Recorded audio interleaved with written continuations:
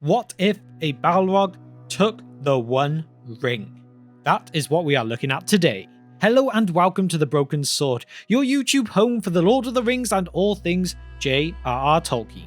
In today's video we attempt to answer the question, what would happen if one of the Balrogs managed to get and then put on the One Ring? Well, let's see what we can find out. Build me an army worthy of Mordor.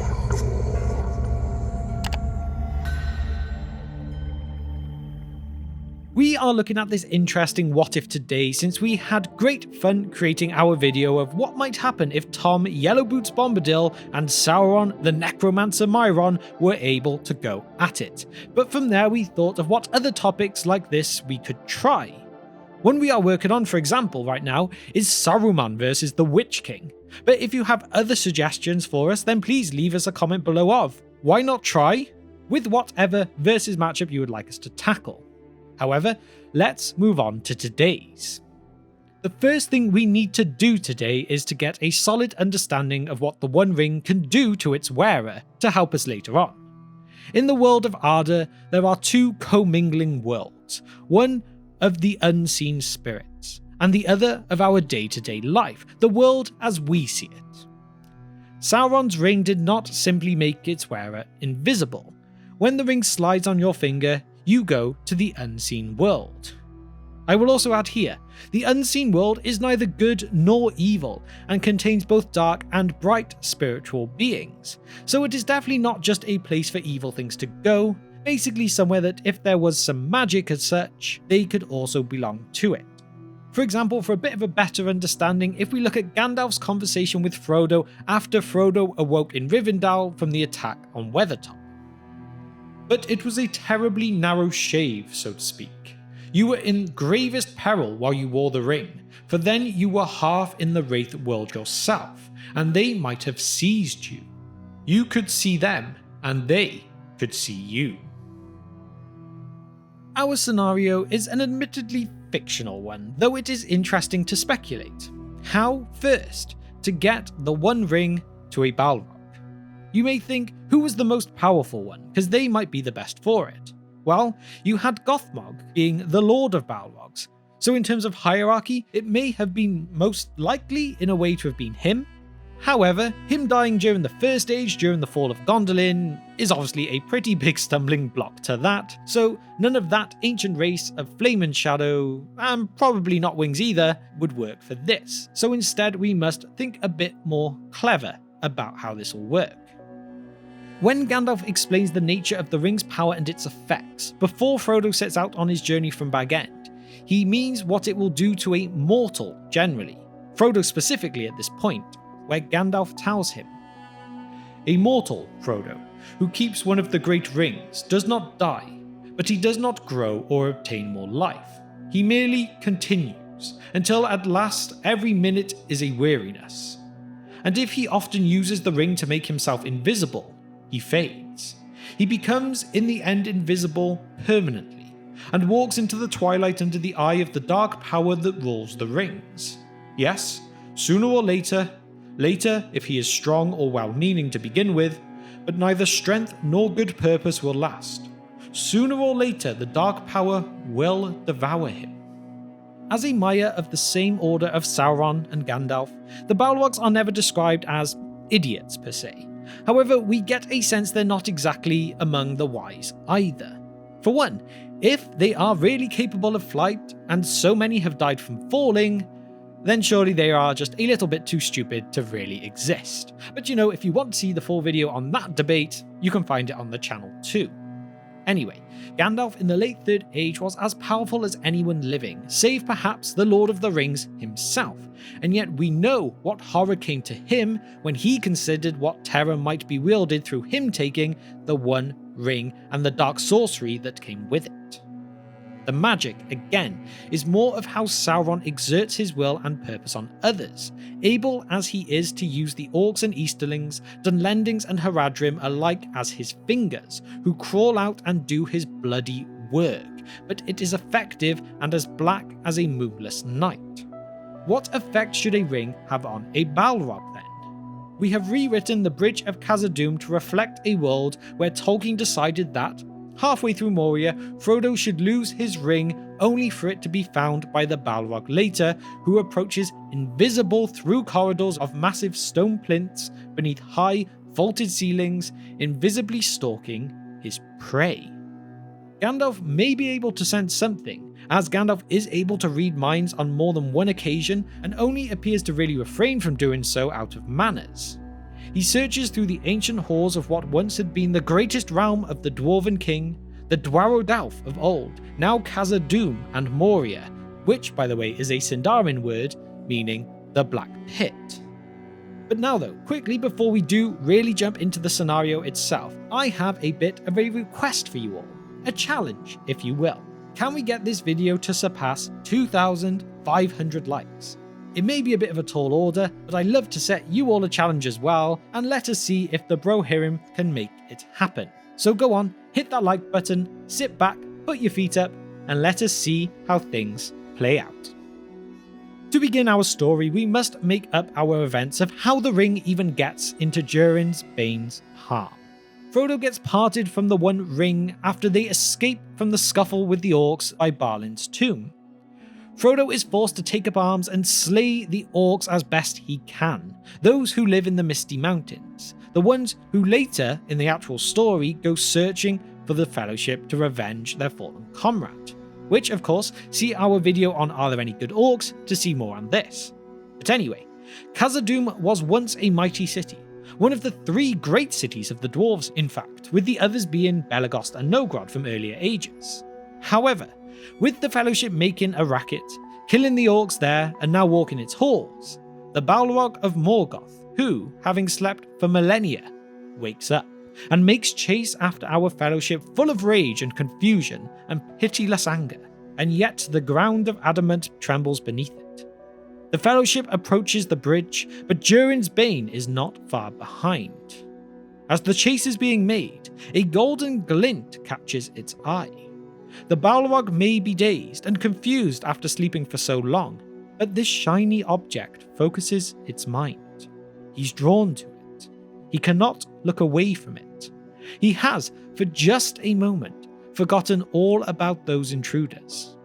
It feels right. He picks up the ring. This treasure is now his. The Balrog has found the One Ring, Sauron's ring, with Frodo having lost it in the panic of escaping. He slips it on as though it is one size fits all. Its fires swell, hotter and hotter they grow. The strength of this beast increases. It can see for miles and miles. The Balrog could smell his prey if they were 100 miles away. The silence of hobbit feet were now like drums in the deep, so you can only imagine how the breathing of a dwarf would sound to him too. He has swelled with just overwhelming new power. He can see every orc in existence bowing at his feet. Every man, every elf, every dwarf is now in chains. Every being who dared to stand up to him instantly turned to ash and blown away in the wind. He was reborn. He was powerful. He felt invincible. All of this took place in the mind of Durin's Bane within seconds, and suddenly he snapped back, ring on his fiery finger, remembering the intruders in his home. This creature would be mad, angry, yes, but insane with all this information. When Sam is tempted by the ring, he sees himself as Samwise the Strong, a leader of great importance and greatly beloved by the world. What does the ring have to tempt a Balrog with though? Most likely, more power. Balrogs have always followed, but now it was time for this one to lead.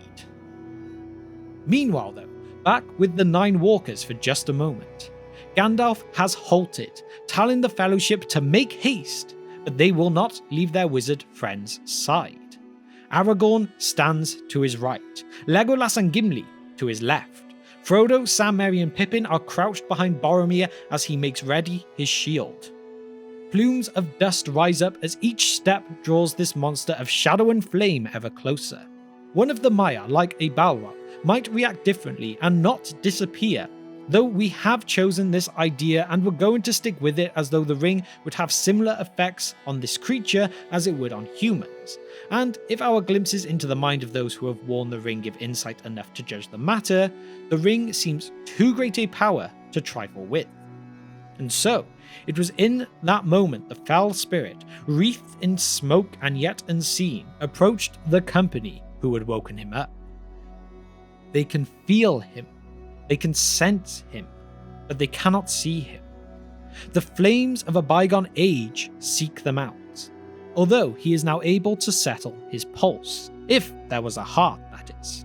The Balrog approaches wrapped in the ring's invisible shield, doubly wrapped in the dark. But again, Gandalf is no old fool, and he gathers his companions around him. The Balrog has become so large that moving within the halls is cumbersome. As he approaches, he knocks out the long colonnade of gables which upholds the high ceilings in Khazad-dûm, and like dominoes, each massive megalithic stone comes down in seconds. Echo on echo, on and on. They collapse around the Fellowship, destroying the bridge of Khazad-dûm that stood behind them. Gandalf is shook at what he's seen. His mind is working faster than it has ever done before, but nothing comes to him. He draws Glamdring in one hand, his staff held tighter than ever in his other, and turning to the others, Gandalf says, "You fools! This power was far beyond any of you, and somehow it has now become far beyond myself as well. If he kills me, we are all going to die. We must try to blind him so we can fly. Use your blades, reflect the light into his eyes. Legolas, you know where to aim. We must send this servant of the secret fire back to the shadow." And with that, a loud thud of a footstep was in front of them. The Balrog has come before the Fellowship, and the smoke rises around it like breath hanging in the winter air. The fires grow so hot that the Fellowship become disorientated. They cannot see the Balrog itself, but the heat and smoke coming from it still fills the chamber around them. There is no hope now. Gandalf attempts to set up a shield, but to no avail. The Balrog cannot be stopped. One crack of its whip and the shield is broken. And so is the wizard. Gandalf falls, a tear in his eye. Sadly, there is no better fight from the others. Aragorn, Legolas, Gimli and Boromir all charge the shadow head-on, arrows flying, axes swinging, and swords gleaming. But it was all in vain, as they were swiped aside like a common housefly. And the less said about the end of our hobbits, the better too. So here marks the end of our Fellowship. But what next for Durin's Bane? Well, despite visions of grandeur, he would retreat to the darkness, to the most unknown depths of what lay beneath Khazad-dûm, in tunnels that went almost to the centre of Middle-earth. And here he lay and slept, simply content with knowing no power could match him anymore. The risk of losing his ring was not worth the risk of war to enslave all others. It was his ring to keep now. His precious. But you may be thinking, what about Sauron here? Stories, rumours, legends spread from Moria of this unrivaled power that swelled there. Sauron had all but figured out what had happened, but he could not risk taking on the power of a Balrog who had his ring. Sauron accepted that he must let Durin's Bane lie in sleep, as, with him being so far underground, out of the way, he was no real threat to Sauron's true goal, the complete ruling of Middle-earth. Sauron would keep an ever-watchful eye on the once great kingdom of the dwarves, but in the end, it was just not worth fighting such a foe, when, without the likes of Gandalf and Aragorn being around anymore, victory was all but certain for him in the rest of the war. He may have had to sacrifice his ring, but it meant victory was his. So there we have it, our look into a fun what-if scenario of what if a Balrog took the One Ring. Obviously, this is all complete fan fiction, but these kind of ideas are just great fun to come up with. When you have characters as great as the ones that Tolkien created, it feels quite natural to get your own story going when you know or have a very good idea of how each being will most likely react. At least in our own heads anyway. I truly believe a Balrog with the ring would be too much for any and all of the Fellowship together, but also that once the immediate danger was dealt with, it would regress a bit as Smeagol did, and retreat as deep as it could go, away from any possible watching eyes, and just keep the precious treasure all for itself.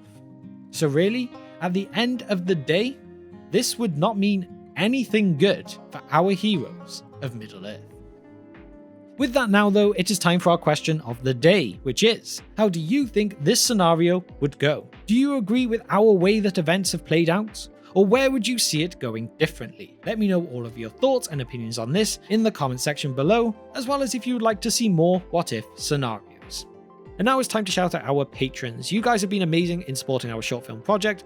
We're making great progress, and I cannot thank you all enough. We have the Divine Power tier members of Kevin and Abram, the Fire Demon tier members of Nashith, Denversteel and Gregory, and the Wizard Staff tier members of John, Andrew, Jennifer, and Hunter 2. You are all true legends of the Bro Hero. Finally, if you've managed to reach the very end of this video with me today and you are enjoying what you see here, then please hit the subscribe button and the bell icon too, so that you can be notified when all future videos go up.